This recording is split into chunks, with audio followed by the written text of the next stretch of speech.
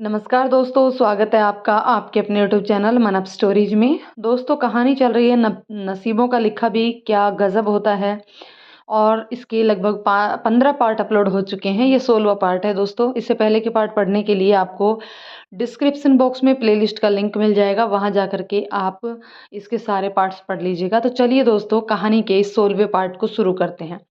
दरवाजे पर खटखट हुई तो उसने दरवाजा खोला। ये संदीप था। उसने तेजी से आगे बढ़कर सीमा के मस्तिष्क को चूमा और फिर उसे गोद में उठाकर चक्कर काटने लगा। सीमा की समझ में नहीं आया कि क्या हुआ। संदीप इतना खुश क्यों है, वह समझ नहीं पाई। तुम्हारा परीक्षा परिणाम आ गया है सीमा। तुम्हारे बहुत अच्छे नंबर आए हैं। तुम्हारी मेहनत सफल हुई और अब तुम्हें आगे बढ़ने से कोई भी नहीं रोक सकता। संदीप की खुशी देखकर सीमा भी खुश हुई और उसके गले लग गई। आवाज़ सुनकर रागिनी अपने कमरे से बाहर आई। आप क्या कर रहे हो? क्या हुआ? उसने भोलेपन से पूछा। तुम्हारी मम्मी अच्छे नंबरों से पास हुई है, उसे गोद में उठाकर संदीप बोला। सच्ची? मुच्ची, सीमा ने कहा और उसे चूम लिया। सालगिरह के एक दिन पहले सीमा संदीप और रागिनी के जाते ही बाजार चली गई और जरूरत का सामान लेकर आई। संदीप के आने से पहले ही उसने कुछ काम निपटा लिए। बाकी काम वह कल जल्दी उठकर करेगी, उसने मन में सोचा। पर शाम को संदीप कुछ काम है कहकर चला गया। दूसरी ओर संदीप भी उसे सरप्राइज देने की सोच रहा था। उसके जाते ही उसे मौका मिल गया और उसने कुछ मिठाइयाँ भी बना ली। रात संदीप खाने के समय वापस लौटा और फिर खाना खाकर सो गया। तो रागिनी को सुलाकर सीमा पड़ोस की आंटी के यहाँ चली गई और उनकी लड़की से मेहंदी बनवाई और आकर सो गई। 5 बजे उसकी नींद खुली और वह जल्दी से नहा धोकर तैयार हो गई। आज उसने शादी वाली गुलाबी साड़ी पहनी और मैचिंग की चूड़ियाँ। मेहंदी रचे हाथ वैसे ही खूबसूरत लग रहे थे और उस पर नाखूनों पर नेल पेंट भी लगाई। आज वह संदीप के लिए वैसे ही सजना चाहती थी जैसे शादी वाले दिन सजी थी। आखिर बहुत सोच विचार के बाद उसे संदीप के लिए यही सरप्राइज सबसे अच्छा लगा था। संदीप जब आंखें खोलेगा और उसे देखेगा तो कितना हैरान होगा। उहुँ, हैरान नहीं होगा। वो उसे बाहों में भर लेगा और वह मन ही मन मुस्कुराई और कुछ थोड़ी सी लज्जाई। फिर उसका ध्यान रागिनी पर गया। कहीं ये ना उठ जाए, सोचकर उसने रागिनी को गोद में उठाया और उसके कमरे में ले जाकर सुला दिया। उसके बाद दरवाजा खोलकर वह बाहर क्यारी से गुलाब के फूल तोड़े और एक सुंदर सा गुलदस्ता बनाया और अंदर आ गई। संदीप अभी भी सोया पड़ा था। वह धीरे से उसके पास बैठ गई और थोड़ी देर तक उसे प्यार से देखती रही। वह सोते हुए बहुत ही मासूम लग रहा था। वह कुछ देर तक देखती रही, फिर उसके होठों को चूम लिया। उसे लगा था शायद वह उठ जाएगा पर और वह विश कर देगी, पर संदीप सोया रहा। शायद कल काम ज़्यादा था और शाम को भी किसी काम से गया था तो थका हुआ होगा और अभी तो उसके उठने का समय भी नहीं हुआ। 6:15 बजे हैं। 7 बजे उठते हैं दोनों बाप बेटी।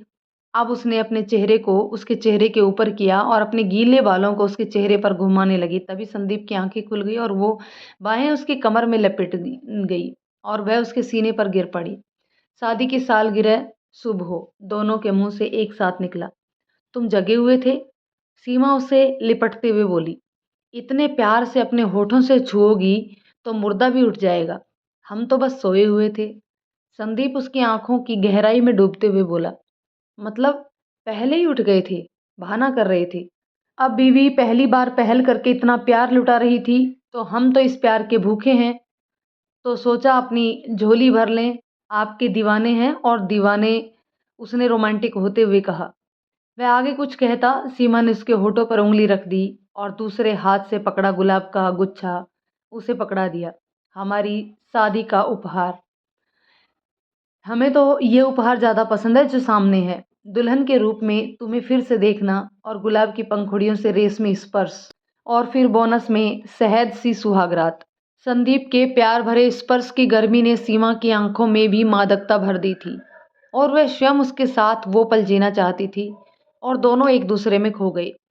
7 बजे जब घड़ी की टिक टिक हुई तो सीमा ने धीरे से उसकी आंखों में झांकते हुए संदीप की बाहों का घेरा हटाया। अभी ना जाओ छोड़कर, कि दिल अभी भरा नहीं, कि दिल अभी भरा नहीं, उसने उसकी कलाई पकड़ते हुए कहा। सब्र करो ओ मोरे पिया, अभी तो सारा दिन पड़ा है। सोई पड़ी है हमारी गुड़िया, स्कूल भेजना ज़रूरी बड़ा है। सीमा ने भी मुस्कुराते हुए तुक मिलाई। संदीप उसकी तुकबंदी पर खिलखिलाकर हँस पड़ा। एक बार फिर उसे बाहों में भरकर संदीप ने उसके होठों को डीप किस किया तो सीमा भी उसका साथ देने लगी। जब सांसें बिखरने लगी तो दोनों अलग हुए और संदीप ने उसे छोड़ दिया। सीमा ने कमरे में जाकर रागिनी को उठाया तो वह सीमा को सुबह-सुबह इस तरह तैयार देख आँखें झपकाने लगी। "आपकी फिर से शादी है मम्मा?" "नहीं, पर शादी वाला दिन है। जैसे तुम्हारा मनाया था ना हमने गाँव में जन्मदिन, उसी जिस दिन तुम पैदा हुई थी, वैसे ही जिस दिन हमारी शादी हुई थी वो वाला दिन। आज 1 साल हो गया है ना?" सीमा ने उसको तैयार करते हुए समझाया। "तो पापा दूल्हे क्यों नहीं बने?" उसने अगला प्रश्न कर दिया। "वो अभी नहाए नहीं हैं, जब तुम स्कूल से आओगी तब तक बन जाएँगे," हँसते हुए सीमा बोली। "तो फिर शाम को केक कटेगा और पार्टी होगी, जैसे अंकल की हुई थी?" रागिनी ने दिमाग लगाया। "वो शाम को देखेंगे," सीमा ने उसे बहलाते हुए कहा। संदीप आंखें बंद कर सुबह-सुबह जो सीमा ने उसे सरप्राइज़ दिया था, उसके एहसास को अपने में भर रहा था। बीच-बीच में दुल्हन बनी सीमा को देख उसे आँखों से छेड़-छाड़ कर रोमांस का लुत्फ़ उठा रहा था। वह मन ही मन सोच रहा था, मैंने जब से इसे देखा है, वैसी की वैसी है। 15-16 साल में भी ऐसी लगती थी और आज 25 साल में भी। और आज तो बिल्कुल दुल्हन के रूप में साल भर पहले जैसी या कहो कि उससे भी खूबसूरत। सच में वह बहुत ही किस्मत वाला है। उसको प्यार के बदले में प्यार मिला है। जितना वह सीमा को चाहता है, सीमा भी उसे उतना ही चाहने लगी है। तभी वो आज उसके लिए वैसी ही सजी और उसे कितने प्यार से उठाया और खुद ही। ये सब बातें सोचकर उसका रोम-रोम झूम उठा। सब कुछ सपने जैसा लगता है। अभी वह पता नहीं कितनी देर सीमा के ख़्यालों में खोया रहता कि सीमा ने उसके बालों को सहलाते हुए उससे कहा, "रागिनी तैयार है?" "ओह! हाँ," कहकर संदीप उठा और रागिनी को स्कूल छोड़ने चला गया। लेकिन आज वह जितनी तेज़ी से गया, उतनी ही तेज़ी से वापस भी आ गया। उसे जल्दी आया देख सीमा मुस्कुरा दी। "अभी नहा धो लो, फिर नाश्ता करते हैं, नाश्ता तैयार है," सीमा ने कहा तो संदीप मुस्कुराते हुए बोला, "नाश्ता तो तुमने सुबह ही करा दिया, अब तो मैं लंच करने के मूड में हूँ। चलो हटो, क्या बात करते हो?" शर्माते हुए सीमा बोली, "अस्पताल नहीं जाना है क्या?" हालाँकि वह मन से चाह रही थी कि आज वे दोनों सारा दिन एक साथ रहें। वह संदीप को इतना प्यार दे जितना पूरी साल में नहीं दे पाई। जैसे वह अपनी चाहत का एहसास कराता है, आज वह भी उसे चाहने लगी है। यह एहसास उसे करा देगी। "आज तो हम खुद मरीज़ हैं आपके और आज आपको हमारा अच्छे से इलाज करना है," संदीप ने उसे फिर अपने सीने से लगाते हुए कहा।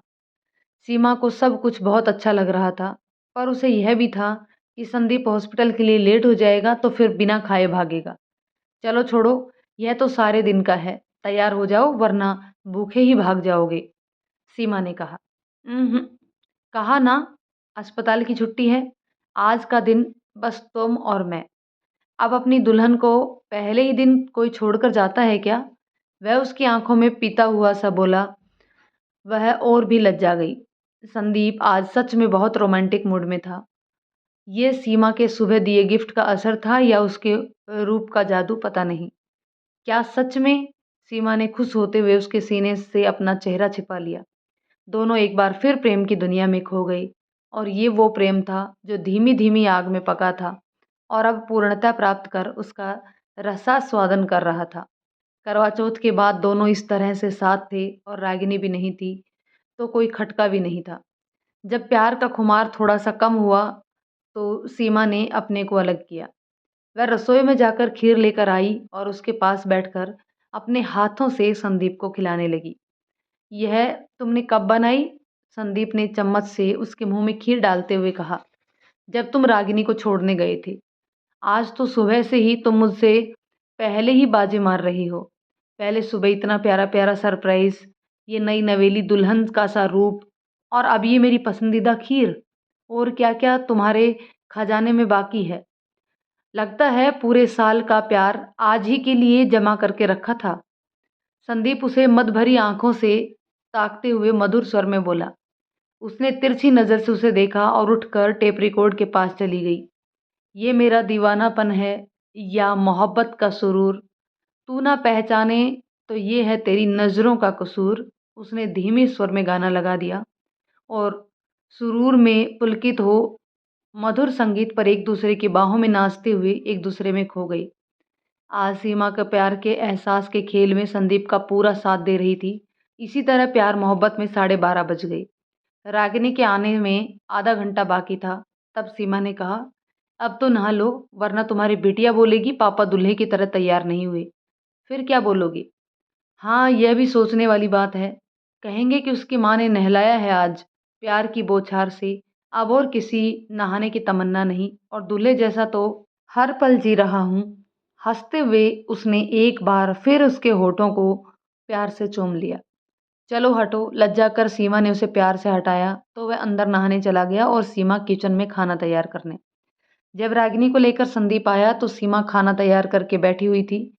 तीनों ने साथ साथ हंसते मुस्कुराते चुगलबाजी करते हुए एक दूसरे को खाना खिलाया और खाया। मम्मी पापा को ऐसे देखकर चांदनी भी बहुत खुश थी। संदीप ने रजनी से कहा, अब तुम इसका होमवर्क कराओ, मुझे कुछ काम है, मैं 1 घंटे में आता हूँ। सीमा रागिनी को काम कराने में लगी और फिर उसे समझा कर लेट गई। संदीप का इंतजार करते करते उसको झपकी आ गई। आखिर रात में लेट सोई थी और सुबह जल्दी उठी थी। जब घंटे भर बाद उठी तो संदीप अभी आया नहीं था। उसने अपनी बनाई हुई मिठाइयाँ प्लेट में रखी और स्टोव पर चाय का पानी चढ़ा दिया कि जैसे ही संदीप आएगा उसके आगे रख देगी। 15 मिनट बाद संदीप आया, तब तक पानी उबल उबल कर कम हो गया था। संदीप बहुत प्रसन्न लग रहा था। कुछ खास काम था क्या? सीमा ने पूछा। नहीं, ऐसा कुछ खास नहीं था, उसने टालते हुए कहा। फिर अपनी नई नवेली दुल्हन को छोड़कर कहाँ गए थे? सीमा ने छेड़ते हुए पूछा। आज सीमा उसे सरप्राइज पर सरप्राइज दिए जा रही थी, हर बात में पहल कर रही थी। उसका यह रूप उसके लिए विस्मय का कारण था, परंतु उसे बहुत अभी अच्छा भी लग रहा था। सच पूछो तो वह उसके मन को और भी भाती जा रही थी। हमारी दुल्हन हमारे लिए इतना कुछ कर रही है तो कुछ तो हमें भी करना ही पड़ेगा ना? संदीप ने मुस्कुराते हुए जवाब दिया। अच्छा, मतलब कोई गिफ्ट लेकर आए हो? तो फिर दिखाओ। उत्सुकता से उसने उसकी ओर देखते हुए बोले। अभी नहीं, 2 घंटे बाद, जब तुम्हारे सरप्राइज खत्म होंगे तब हमारे शुरू। 100 सुनार की और 1 लोहार की। संदीप ने हंसते हुए रहस्यमयी नज़र से कहा। सीमा के मन में कौतूहल जागा। 2 घंटे बाद ऐसा कौन सा गिफ्ट है? यानी किसी चीज़ का ऑर्डर दे कर आए हैं जो 2 घंटे बाद पूरा होगा? अब उसके मन में उत्सुकता थी कि ऐसी क्या चीज़ है। मन ही मन अनुमान लगाती हुई वह अपनी बनाई हुई मिठाइयाँ और चाय लेकर आई और संदीप के आगे रख दी और फिर रागिनी को भी आवाज़ लगा दी। वाह! ये सारी मेरी पसंद की। इस सब के लिए सामान कौन लाया और कब बनाई? उसके स्वर में खुशी के साथ-साथ आश्चर्य भी था। यह सब मैं लेकर आई थी और कल जब तुम हॉस्पिटल में थे, तब मैंने इन्हें बना भी लिया था। मतलब कि आज तुम ही सरप्राइज़ देती रहोगी, मेरा तो नंबर ही नहीं आने दोगी। इस तरह एक दूसरे को छेड़ते रहे। तभी रागिनी अंदर से आई और उसने एक कार्ड दोनों को पकड़ाया। मम्मी पापा, यह लो आपकी एनिवर्सरी गिफ्ट।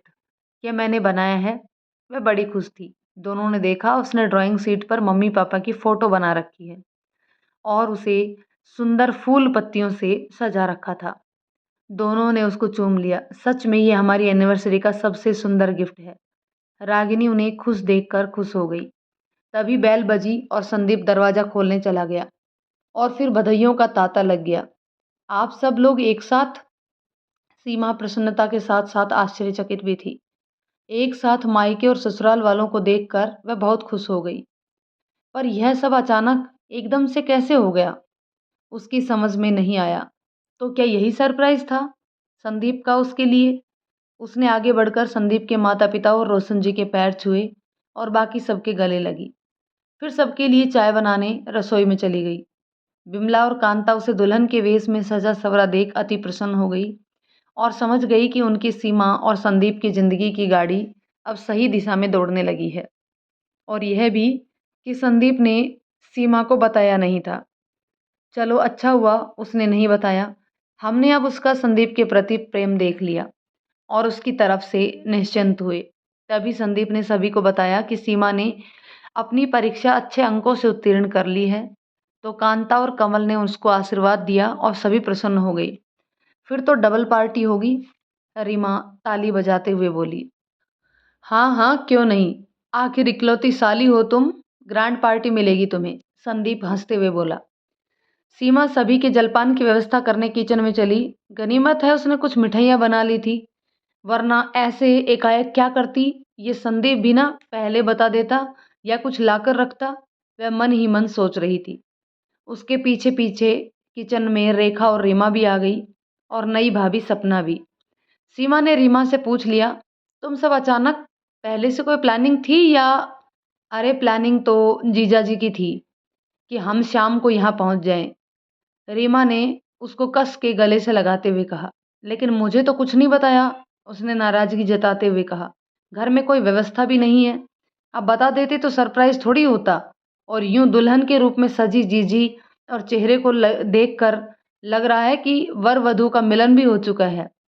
चल हट, सीमा ने लज्जाते हुए रीमा को झिड़का। रीमा ठीक ही तो कह रही है जीजी, तुम्हारे चेहरे पर जो खुशी हमने देखी वह देखने को थोड़ी ना मिलती, रेखा ने मुस्कुराते हुए कहा। लेकिन मैंने तो घर में भी कुछ मंगा कर नहीं रखा था, वह कुछ झिझकते हुए बोली। तू इसकी चिंता मत कर, जीजा जी ने कुछ ना कुछ प्रबंध तो किया ही होगा। हो सकता है कि होटल से ले आए, तभी तो हमें बुलाया है, रीमा ने कहा। और नहीं तो हम सब है ना, रात के खाने तक मिलकर बना लेंगे, अभी बहुत समय पड़ा है, रेखा ने उसे चिंतित देखकर कहा। सीमा ने जो मिठाइयाँ बनाई थी सबके आगे रख दी। रागिनी भी बिट्टू और आंसू और नन्ही सी गुड़िया परी के देखकर प्रसन्न हुई, और बच्चे आपस में मगन हो खेलने कूदने लगे। रागिनी उन्हें अपने कमरे में खिलौने दिखाने ले गई। बच्चों को खेलते देख बिमला ने सीमा और रीमा को टोका। देखो, रेखा ने तो दूसरा बच्चा भी कर लिया, अब तुम दोनों भी कुछ सोचो, घर में एक और नन्ना मुन्ना मेहमान आए। रीमा और सीमा समझ रही थी कि बिमला क्या कह रही है, तो सीमा शर्मा गई और रीमा बोली, ताई जी अभी तो एक ही से फुर्सत नहीं मिलती, इतना बदमाश है कि सारे दिन तंग करता है, और इसके पापा भी कोई बच्चे से कम नहीं है, उन्हें भी संभालना पड़ता है। जैसे ही उसने कहा, पास खड़े देवेश ने उसकी ओर देख आंखें तरेर कर देखा, तो बोली, देखो देखो किस तरह आंखें दिखा रहे हैं। सब उनकी बात पर हंस पड़े और बात आई गई हो गई। बिमला और कांता मकान देखने लगी। मकान की साफ सफाई और साथ में सजावट देखकर बिमला को सीमा के सुगढ़ बहू होने का एहसास हो रहा था। वह जीवन के पास आकर कहने लगी, देखो सीमा के साथ संदीप कितना खुश है, और अब सीमा भी उसके साथ कितना घुल मिल गई है। लगता ही नहीं है कि 1 साल हुआ है। घर भी देखो कैसे जमा रखा है। हमें संदीप के लिए इससे अच्छी लड़की मिल ही नहीं सकती थी, और उसके कहने पर पड़ भी रही है। खुद भी खुश रहती है और दूसरों को भी खुश रखती है। करवा चौथ की याद है ना? उन्होंने जीवन को टटोला। हाँ हाँ, ठीक कह रही हो, सीमा सच में बहुत ही सुशील लड़की है, जीवन ने तारीफ करते हुए कहा। और ये तो मैं जानता था सीमा अच्छी लड़की है, और जैसी बहू तुम्हें चाहिए थी मिल गई। दूसरी ओर बैठे कमल, रोशन जी और कांता ने जब मियाँ बीवी की बातें सुनी तो वह भी प्रसन्न हो गए कि सीमा ने अपने अच्छे व्यवहार से उनका दिल जीतकर उन्हें भी अपना बना लिया है। 2 घंटे कब बातचीत मौज मस्ती में गुजर गए पता ही नहीं चला। फिर संदीप ने सभी को कहा कि आप सब लोग तैयार हो जाओ पार्टी के लिए। सबके सामने सीमा संदीप से कुछ पूछ ही नहीं पा रही थी कि कहाँ जाना है और उसने क्या इंतजाम किया है। उसने संदीप की तरफ देखा तो उसने कमरे में जाकर सीमा को एक पैकेट पकड़ा दिया। ये तुम्हारे लिए साड़ी है, ये है तुम्हारा मेरा दूसरा सरप्राइज, यह तुम्हें पहननी है। पैकेट देते हुए उसने धीरे से उसका हाथ दबा दिया और उसकी ओर बाईं आंख मार दी, और सीमा मुस्कुरा कर रह गई। सबके बीच में भी हरकतों से बाज नहीं आएंगी, वह लज्जाते हुए बुदबुदाई। फ्रेश हो कपड़े बदलकर सब पार्टी के लिए तैयार थे। सीधे पल्ले में बांधी लाल बनारसी साड़ी से सजी धजी सीमा बहुत खूबसूरत लग रही थी। सीमा ने आज हेयर स्टाइल बना ऊंचा जूड़ा बनाया था, और उसमें गुलाब के फूल लगा साड़ी का पल्ला पिन से टक कर लिया था। साड़ी सिर से ना हटे। हल्के मेकअप में उसको और भी अधिक खूबसूरत कर दिया था। गोरी कलाई में लाल लाल कांच की चूड़ियां और सोने के कुंदन जड़े कड़े, गले में लंबा रानी हार, और कानों में लटके बुंदे जो बिमला साथ लेकर आई थी, उसके चेहरे की रौनक को और भी बढ़ा रहे थे। आज संदीप ने भी कढ़ाई वाली मेहरून शेरवानी और सफ़ेद चूड़ीदार पजामी पहन रखी थी। हाथों में मेहंदी, गले में गोल्ड की चैन और पैरों में कढ़ाई वाली जूती पहनकर वो बहुत ही आकर्षक लग रहा था। आज रीमा, रेखा और सपना भी बहुत ही अच्छी तरह से सजी-संवरी थी। आखिर वह शहर में संदीप द्वारा दी गई पार्टी में शामिल होने जा रही थी। कांता और बिमला ने नाना करते हुए भी उन्होंने उन दोनों को खूब अच्छी तरह से तैयार कर हल्का-सा मेकअप कर दिया था। वहीं रोशन जी, जीवन जी, कमल जी, रमेश, देवेश सभी ने शानदार कपड़े पहन रखे थे और फिर रमेश ने सबके कपड़ों में सेंट छिड़क दिया था। और फिर संदीप उन सबको पड़ोस में ले गया जहाँ पर एक टेंट लगा हुआ था, जो रोशनी से सजा हुआ था और धूमधाम हो रही थी। संदीप घरवालों के साथ वहाँ पहुँचा तो सबने सीमा और संदीप का स्वागत करते हुए शादी की पहली सालगिरह की मुबारकबाद दी। तुम्हारा तीसरा सरप्राइज़, सीमा की आंखों में देखते हुए उसने कान के पास से फुसफुसाया तो वह आनंदित हो गई। पार्टी की तैयारी संदीप ने ही करवाई थी, जहां संदीप अपने कुछ दोस्तों को बुला कर लाया था। कुछ अपने परिवार के साथ आ गए थे और कुछ अभी आने वाले थे। सीमा अभी पिछले महीने ही उन सबसे एक पार्टी में मिली थी, तो उसने सबका अभिवादन किया और सबसे शुभकामनाएं स्वीकार करने लगी। संदीप और सीमा सभी मेहमानों का ख्याल रख रहे थे। सभी संदीप द्वारा की गई व्यवस्था से प्रसन्न थे। खास तौर पर नई पीढ़ी। धीमी-धीमी आवाज़ में गाने बज रहे थे, जो वातावरण को और भी हँसी बना रहे थे और सभी युवा जोड़े उत्साह से भरे हुए थे। 2 दिल मिल रहे हैं मगर चुपके-चुपके, सबको हो रही है खबर चुपके-चुपके। साँसों में बड़ी बेकरारी, आँखों में कई रत जगे, कभी कहीं लग जाए दिल तो, कहीं फिर दिल ना लगे। इस तरह से गाने बज रहे थे और सब लोग खाना खाते हुए आपस में बातचीत कर रहे थे। साथ में संदीप और सीमा की जोड़ी की तारीफ भी कर रहे थे। कितनी खूबसूरत है ना? लगता ही नहीं कि 5-6 साल की बच्ची की माँ है। एक जोड़ा सीमा को देखकर कह रहा था। हाँ, और दोनों में कितना प्यार है, दोनों की आंखों में दिखता है। यह सब सुनकर कांता ने अपनी आंखों से काजल निकालकर उन्हें नज़र का टीका लगा दिया। भगवान बुरी नज़र से बचाए, उसने मन ही मन ईश्वर से प्रार्थना की। खाना-पीना हो चुका और अब सब दोस्त जाने की अनुमति माँगने लगे तो संदीप ने जीवन और रोशन जी से कहा, "अगर आप लोग चाहो तो घर जाकर आराम कर सकते हो। हम लोग थोड़ी देर रुकेंगे, सबको विदा करके फिर आएँगे।" कमल जी समझ गई कि बच्चे अब अकेले एन्जॉय करना चाहते हैं। उन्होंने कहा, "चलो जी, हम लोगों ने तो खा पी लिया, अब बूढ़े-बड़ों का बच्चों के बीच में क्या काम? चलो घर चलते हैं।" वे बातें करते हुए वहाँ से चले गए। उनके जाते ही स्पीकर की आवाज़ बढ़ा दी गई और गानों पर सभी अपने-अपने जोड़ीदार के साथ डांस करने लगे। हाँ भई, रमेश अब तो तू खुश है? तेरा जोड़ा भी आ गया साथ देने के लिए। सुनकर रमेश हँस पड़ा और सपना शर्मा गई। रीमा और रेखा ने बिमला और कांता को भी खींच लिया और शर्माते-शर्माते वह भी बच्चों के साथ नाचने लगी। सच पूछो तो उन दोनों को भी ये सब अच्छा लग रहा था। रागिनी के जन्मदिन पर ये सब देखकर वो भी अपनी जवानी के दिनों को याद करती थी और आज बच्चों ने उनकी ये इच्छा पूरी कर दी। 11 बजने वाले थे, सभी जाने की आज्ञा मांगकर धीरे-धीरे चले गए। अब बस व्यवस्था समेटने वाले बचे थे। इधर सीमा मन ही मन सोचने लगी, इतने सारे लोगों के सोने की व्यवस्था कहाँ होगी? और उसने संदीप से पूछ ही लिया। उसकी तुम चिंता मत करो, वह सब व्यवस्था हो गई है, उसने सब कुछ पहले से ही सोच रखा था। यह सोचकर सीमा ने राहत की सांस ली। बगल वाली आंटी के यहाँ 2 कमरों में बिस्तर लग चुके थे, एक में 6 पुरुष और दूसरे में महिलाएं और बच्चे। हमारी मम्मियाँ रागिनी के कमरे में सो जाएंगी और हम हमारा हमारा कमरा हमारा ही रहेगा। आंख दबाते हुए उसने जिस तरह से कहा, सीमा धत्त कहकर लज्जा गई। और संदीप ने सबको वहां पहुंचा दिया। फिर सब थके मांदे अपनी अपनी जगह सोने चले गए। अब अपने कमरे में संदीप और सीमा फिर से अकेले थे। मतलब कि तुमने मुझसे चोरी चोरी तैयारियां की थी और मुझे पता ही नहीं लगने दी, सीमा ने शिकायती लहजे में कहा। अगर भनक लग जाती तो सरप्राइज किस बात का? अब मानती हो ना कि मेरे सरप्राइज ज्यादा अच्छे थे? अब सिर्फ मैं और तुम और हम बन जाएंगे। सीमा ने उसके सीने में सिर गड़ाए हुए कहा। फिर फुसफुसा कर पूछा, अभी भी कोई सरप्राइज़ बाकी है या हाँ, एक सरप्राइज़ और है।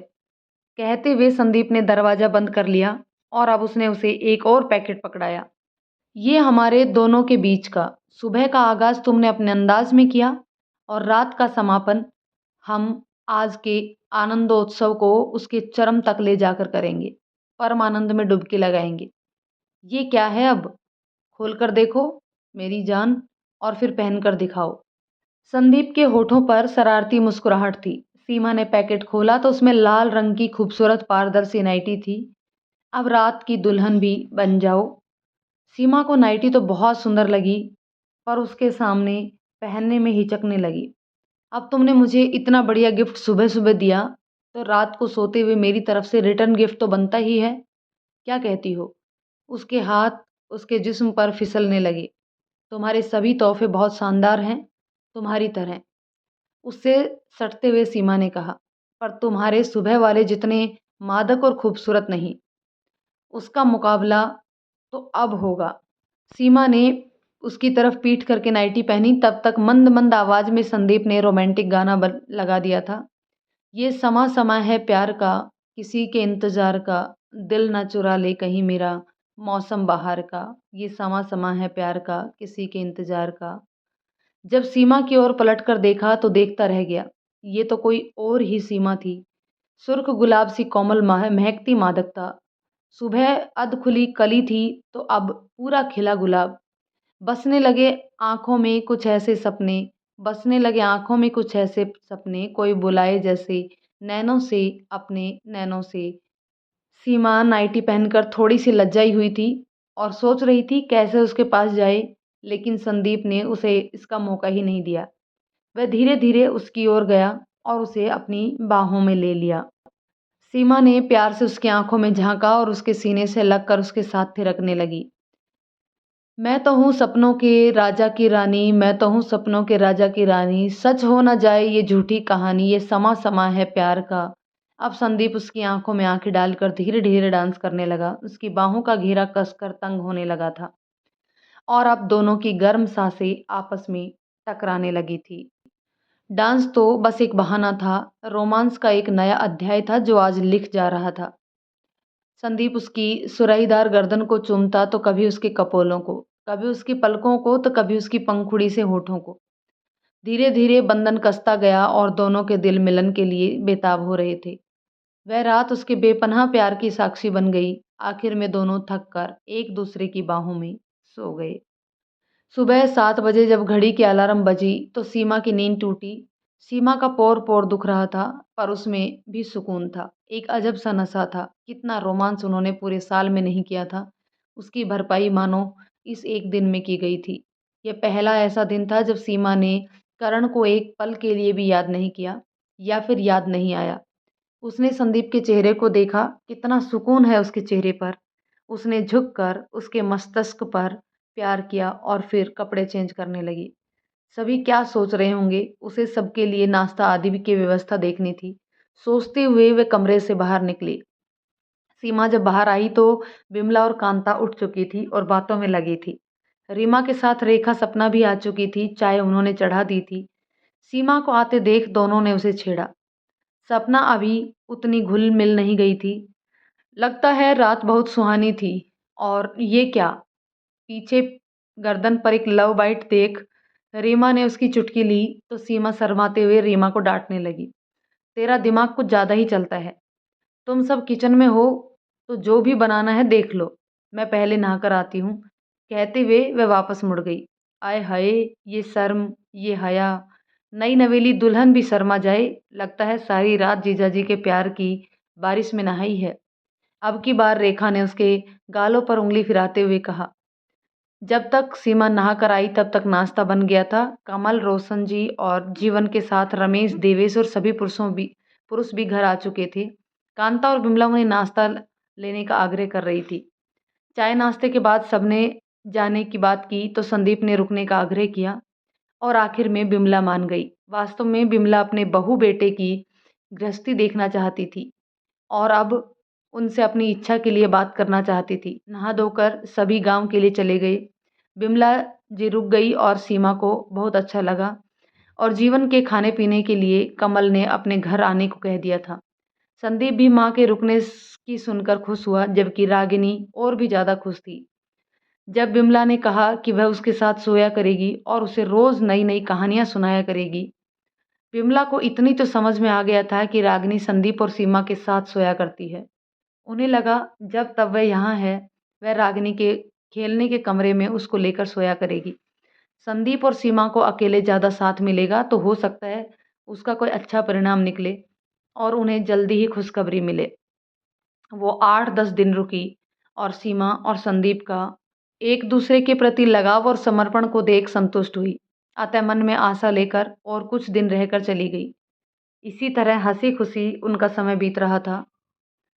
संदीप ने सीमा को कॉलेज में दाखिला करवा दिया। अब सीमा नियमित पढ़ाई करने लगी। कॉलेज में जाने के लिए संदीप ने उसके लिए कुछ सूट सिलवा दिए थे। सीमा के रहने-सहन में भी अब परिवर्तन आ गया था और वह अब आत्मविश्वास से भरने लगी थी। इसी तरह 3-4 महीने हो गए, रागिनी दूसरी क्लास में आ गई थी। बीच में एक बार संडे सैटरडे दोनों रागिनी के साथ गाँव जाकर सभी से मिल आए। कांता और कमल बेटी को सुखी देख खुश थे और यह देखकर और भी ज़्यादा थे कि संदीप उनकी बेटी को पढ़ा लिखा कर काबिल भी बना रहा है और रागिनी को भी पिता की तरह ख्याल रखता है।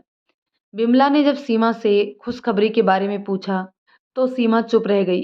क्या कहती? बिमला ने ज़्यादा कुछ कहा तो नहीं, लेकिन वह थोड़ी-सी निराश हो गई। सीमा की शादी को 1.5 साल हो रहा था। अब वह चाहती थी कि जल्दी से वह पोते का मुँह देखे।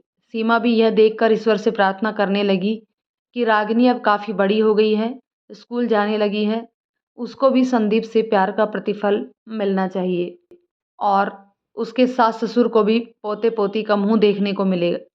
सभी से मिलकर वह सोमवार को सुबह वापस आकर पुनः अपने रूटीन में व्यस्त हो गई। दोस्तों, कहानी का ये पार्ट आपको कैसा लगा कमेंट करके ज़रूर बताइएगा। यदि पसंद आए तो लाइक शेयर करें। चैनल पर नए हैं तो प्लीज़ चैनल को सब्सक्राइब ज़रूर कर लें। धन्यवाद दोस्तों।